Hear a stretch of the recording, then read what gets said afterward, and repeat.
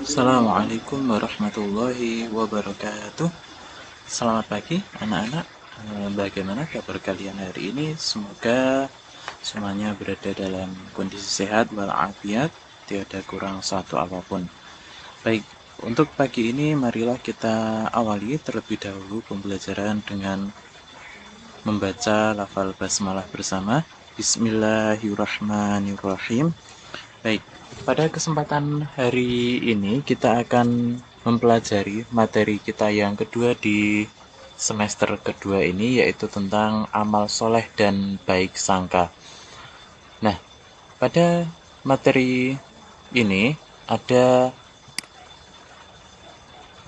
kompetensi dasar yang harus kalian kuasai, yaitu memahami makna perilaku gemar beramal soleh dan berbaik sangka kepada sesama. Ini kompetensi dasar yang harus kalian kuasai. Kemudian dalam pembelajaran ini ada beberapa tujuan pembelajaran yang harus kalian capai setelah pelajari ini. Yang pertama yaitu kalian dapat menjelaskan pengertian beramal soleh. Kemudian menunjukkan dalil beramal soleh. Selanjutnya adalah menyebutkan contoh perilaku beramal soleh. Yang selanjutnya menjelaskan manfaat beramal soleh.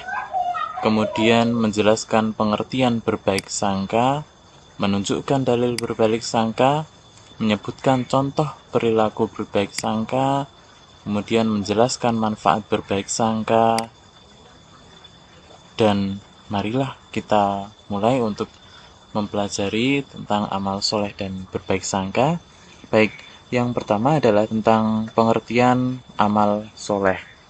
Nah, amal soleh yaitu adalah segala perbuatan yang bermanfaat bagi dirinya atau orang lain. Dirinya di sini yang dimaksudkan adalah orang yang melakukan amal tersebut, kita sendiri misalnya. Dan perbuatan tersebut sesuai dengan akal rasional, sesuai dengan akal yang sebenarnya, sesuai dengan Al-Quran dan Sunnah yang merupakan pedoman bagi umat Islam. Kemudian amal soleh ini merupakan lawan dari amal sayyi'ah, yaitu amal yang mendatangkan mudarat, yang mendatangkan bahaya baik bagi pelakunya maupun orang lain. Nah, ini sangat berbahaya ternyata. Ada amal sayyi'ah ini tidak hanya berakibat buruk bagi diri sendiri tapi juga orang lain. Nah, yang perlu kita ketahui yang selanjutnya adalah ternyata iman kita tanpa diikuti dengan amal soleh, maka keimanan itu tidak akan ada artinya. Kemudian amal soleh sebaliknya, amal soleh tanpa didasari dengan iman yang benar, maka amal soleh tersebut tidak akan ada nilainya pula di hadapan Allah Subhanahu wa Ta'ala. Baik, yang selanjutnya, di mana kita bisa menemukan dalil tentang amal soleh? Nah, kita sebagai umat Islam punya dasar yaitu Al-Quran dan hadis. Dalam Al-Quran banyak sekali ayat-ayat yang menyebutkan tentang amal soleh. Nah, salah satunya surat yang sudah kita hafalkan yaitu surat Al-Asr ayat 2-3. Innal insana lafi khusr, sesungguhnya manusia benar-benar dalam kerugian. Illal ladzina amanu, kecuali orang-orang yang beriman, wa amilus solihati, dan dia mengerjakan amal soleh. Nah, ini yang mengerjakan amal soleh, sudah ada dalilnya di sini. Orang yang tidak rugi itu salah satunya adalah orang yang mengerjakan amal soleh. Watawasau bil haqqi, saling menasihati dalam kebenaran. Watawasau bis sabr, dan saling menasihati dalam kesabaran. Kemudian ada lagi yaitu di dalam surat Al-Zalzalah ayat 7-8. Nah, dalam ayat ini ayat yang terakhir, wa may ya'mal mithqala dzarratin khairan yarah, siapa yang mengerjakan kebaikan seberat zarrah zarah itu dulu dikatakan seberat biji sawi, namun sekarang ada yang mengatakan zarah ini lebih kecil lagi, ada yang lebih kecil yaitu atom atau yang lebih kecil lagi. Maka dia akan melihat balasannya, orang itu akan melihat balasannya. Kemudian siapa yang mengerjakan kejahatan sebesar zarah, wa may ya'mal mithqala dzarratin syarran yarah, kejahatan sekecil apapun itu maka dia akan melihat balasannya pula. Ini dasar ternyata perbuatan yang baik ataupun buruk nantinya akan mendapatkan balasan dari Allah Subhanahu wa taala.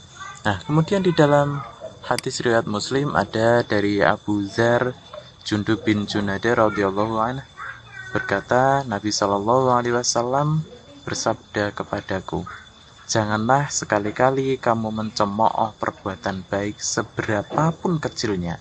Kita tidak boleh mencemooh, tidak boleh mencela sekecil apapun perbuatan baik. Walaupun perbuatan baik itu hanya berupa penyambutan terhadap saudaramu dengan muka yang berseri-seri. Kita menyambut kedatangan saudara kita, teman kita, dengan wajah yang berseri, bukan dengan wajah yang masam, bukan dengan wajah yang cemberut. Nah, ini sudah termasuk amal soleh. Nah, yang selanjutnya kita akan belajar tentang syaratnya amal soleh. Ternyata amal soleh itu ada syaratnya agar dapat diterima oleh Allah. Apa saja syaratnya? Nah, yang pertama ini, amal soleh itu harus dilakukan dengan mengetahui ilmunya. Ketika kita mengerjakan amal yang tidak ada ilmunya, maka amalan tersebut bisa tertolak. Contoh, kita melaksanakan sholat subuh tanpa ilmu dari Al-Quran maupun hadis, kok kita seenaknya mengerjakan sholat subuh dengan 3 rakaat. Nah, tentunya amalannya akan tertolak. Kemudian yang kedua, amal soleh ini harus dilakukan dengan niat ikhlas karena Allah Ta'ala. Kalau dilakukan ikhlas, insya Allah diterima. Namun jika amal soleh itu sebesar apapun, misalnya kita bersedekah uang 100 juta namun kita tidak ikhlas, maka itu tidak akan diterima, tidak akan ada artinya. Kemudian yang ketiga, yaitu harus dilakukan sesuai dengan petunjuk dari Al-Quran dan hadis, maka nanti akan diterima amal ini sebagai amal soleh. Nah, yang selanjutnya ternyata amal soleh ini ada beberapa, bukan hanya satu. Apa saja? Nah, yang pertama ini adalah amal soleh terhadap Allah. Ternyata terhadap Allah sebagai pencipta kita pun kita harus beramal soleh, yaitu dengan melaksanakan perintah Allah, kemudian meninggalkan larangan-larangan Allah. Contohnya kita dengan sholat, puasa, zakat, membaca Al-Quran, berzikir, dan sebagainya. Termasuk juga bersedekah, ini termasuk amal soleh juga. Tapi ini kalau bersedekah nanti akan masuk kepada yang kedua ini, yaitu amal soleh terhadap manusia, yaitu menjalankan hak dan kewajiban terhadap sesama manusia. Contohnya kita membantu pekerjaan orang tua, menolong orang, mungkin membantu teman yang sedang kesulitan, bersedekah tadi ya. Itu. Kemudian yang ketiga, amal soleh terhadap lingkungan alam, yaitu kita dengan menjaga kelestarian alam, lingkungan kita. Jangan sampai kita dengan alam seenaknya, padahal kita jelas membutuhkan adanya alam ini, lingkungan kita. Nah, apa saja contohnya? Nah, contohnya dengan reboisasi. Jangan sampai mentang-mentang kita punya uang untuk menebang pohon, untuk membuka lahan baru, sampai semuanya ditebang tanpa kita melakukan reboisasi. Nah, akhirnya mungkin seperti yang terjadi saat ini di negara kita, banyak yang terjadi banjir.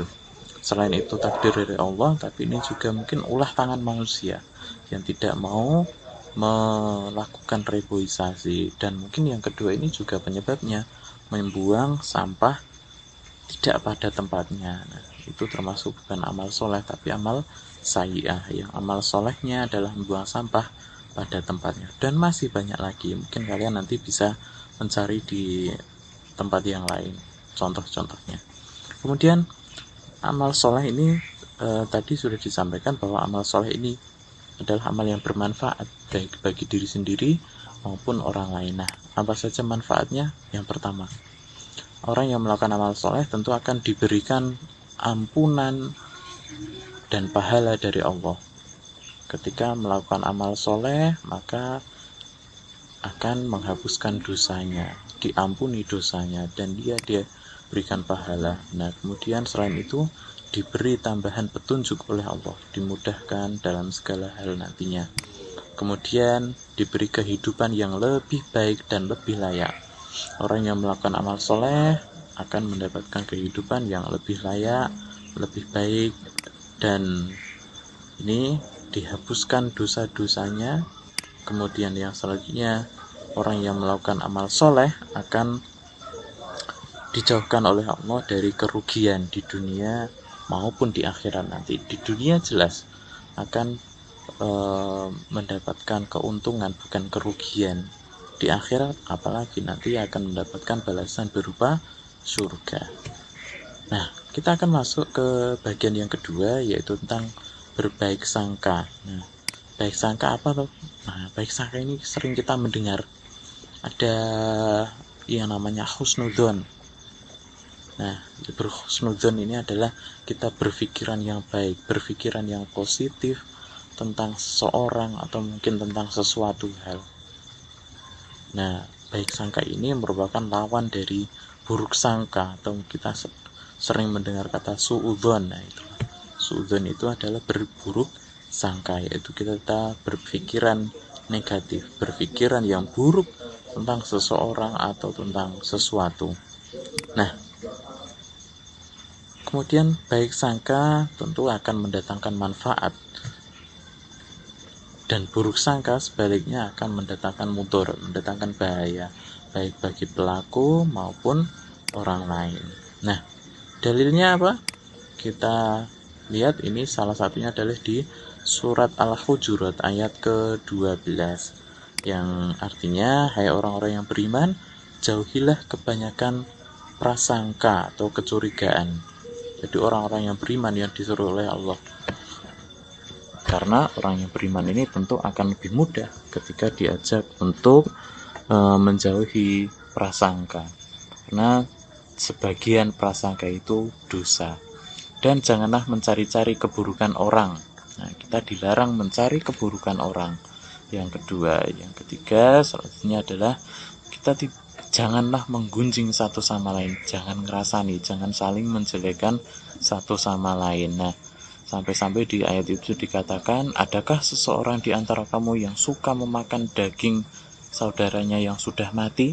Artinya memakan bangkai atau jenazah saudaranya yang sudah meninggal. Tentu kita tidak akan mau. Tentu di ayat itu sampai dikatakan, maka tentulah kamu merasa jijik kepadanya. Nah, dan bertakwalah kepada Allah, sesungguhnya Allah Maha Penerima Taubat lagi Maha Penyayang. Nah, kemudian yang kedua ada di dalam hadis Bukhari ini, bahwa Rasulullah ini mengatakan atau bersabda, jauhilah prasangka buruk, karena prasangka buruk adalah ucapan yang paling dusta, yang paling bohong adalah berprasangka buruk, ini ucapan paling dusta.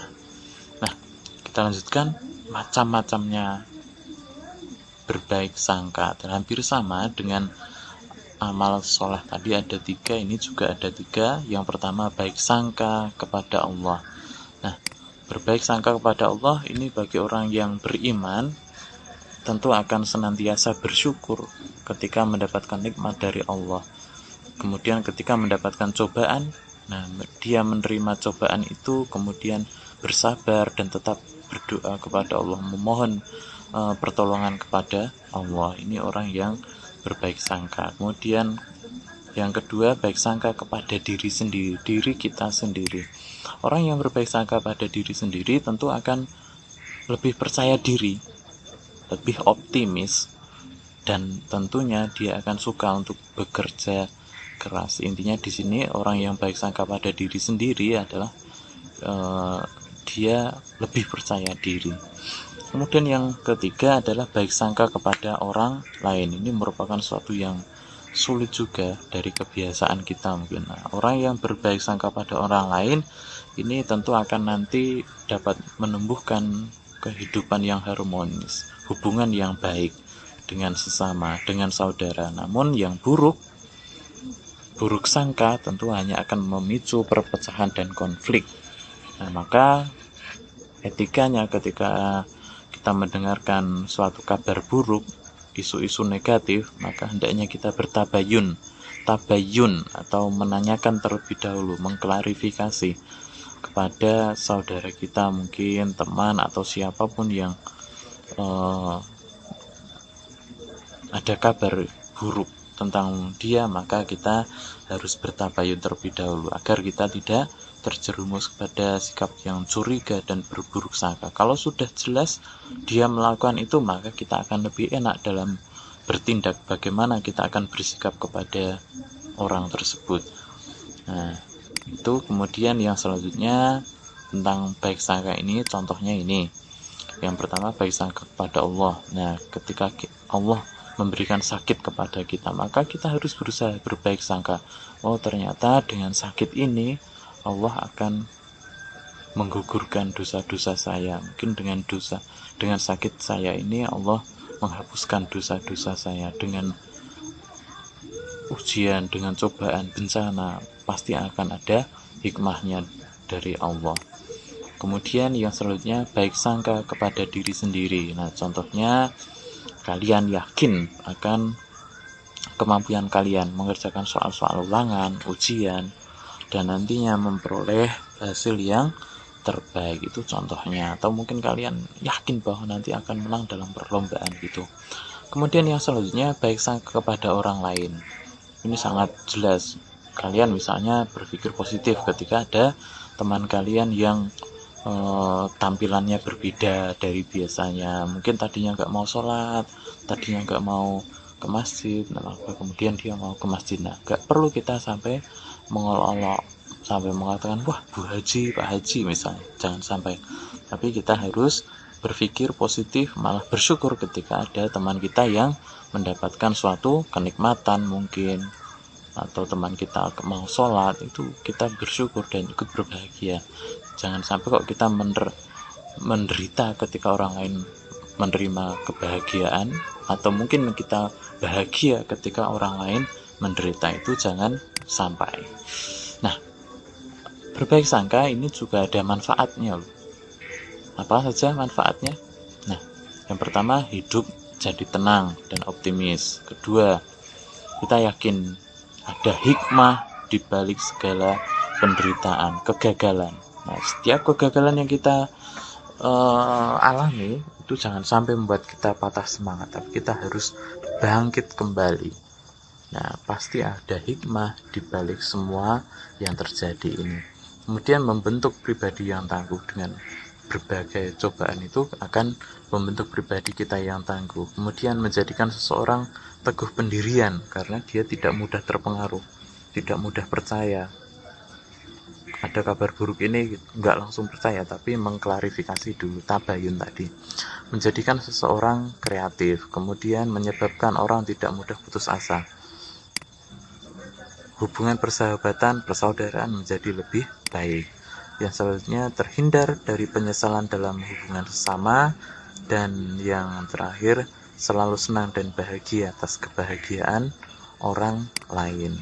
Nah, materinya untuk kali ini cukup. Ada beberapa tugas yang harus kalian kerjakan, sudah saya share di Classroom. Yang pertama tentang pengetahuan, ada tugas 2 tentang pengetahuan, ada 10 soal, silahkan dikerjakan. Kalau sudah selesai dikirim, kemudian tandai sebagai selesai. Tenggatnya sampai jam pembelajaran ini berakhir. Kemudian yang kedua, penilaian keterampilan. Penilaian keterampilan ini saya minta kalian melakukan perilaku amal soleh di lingkungan rumah kalian saja, di dalam rumah. Amal soleh boleh, baik sangka boleh, tapi memang yang lebih mudah adalah amal soleh. Contoh, kalian bantu orang tua mencuci piring, mungkin menyapu, atau mungkin mencari rumput. Nah, perilaku-perilaku itu kemudian kalian foto atau minta tolong orang tua atau siapapun untuk memfoto. Kemudian kalian unggah di Instagram, atau jika tidak punya Instagram kalian pakai Facebook atau akun media sosial lainnya. Diposting di feed kalau Instagram. Tapi kalau untuk misalnya lewat WA, bagi yang tidak punya IG, tolong nanti di story WA jangan langsung dihapus, jangan diblok, biar semua orang bisa melihat, dan harus hilang sendiri. Kan 24 jam harus sampai hilang sendiri. Kemudian yang pakai itu ya, tolong nanti ditambahkan hashtag aku Islam Swapsaka, dan tolong tandai akun saya yang di IG @ariserna_sma. Kalian tag, kemudian apa yang sudah kalian lakukan di situ, postingan kalian tolong di screenshot. Setelah di screenshot kalian unggah ke Google Classroom. Itu tugas kalian. Dan untuk informasi, materi ini hanya disampaikan hari ini saja, minggu ini, dan minggu depan kita akan mengadakan penilaian harian kedua tentang amal soleh dan berbaik sangka. Demikian, terima kasih dan selamat belajar. Mari kita akhiri dengan baca lafal hamdalah. Alhamdulillahirabbil alamin. Assalamualaikum warahmatullahi wabarakatuh.